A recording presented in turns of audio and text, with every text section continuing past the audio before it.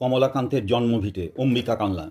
কানলা থেকে টোটোকে বললেই কমলাকান্তের জন্মভিটে নিয়ে আসবেন। 1769 সালে এই কানলার বিদ্যাবাগীশ পাড়ায় সাধক কমলাকান্তের জন্ম হয়।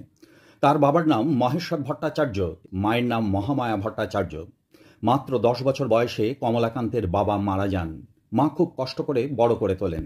ঈশ্বরমুখী সন্তানকে সংসারমুখী করার জন্য মা তাকে অল্প বয়সে বিয়ে দিয়ে দেন।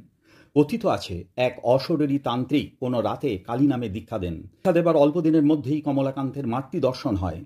কমলাকান্তের মামার বাড়ি চান্না গ্রামে। এই চান্না গ্রামে তিনি চলে আসেন। বিয়ের কিছুদিন পর তার মায়ের এবং তার স্ত্রীর মৃত্যু হয়। জনশ্রুতি আছে যখন শ্মশানে তার স্ত্রীকে দাহ করা হয় তখন কমলাকান্ত স্বয়ং মা জগদম্বাকে দর্শন করেছিলেন। বর্ধমান মহারাজা তেজচন্দ্র তাকে সভাকবি এবং রাজপুরোহিত হিসাবে অভিষিক্ত করেন। শাক্ত ও বৈষ্ণব পদাবলীর 269টি গীত তিনি রচনা করেন। 52 বছর বয়সে তিনি দেহত্যাগ করেন।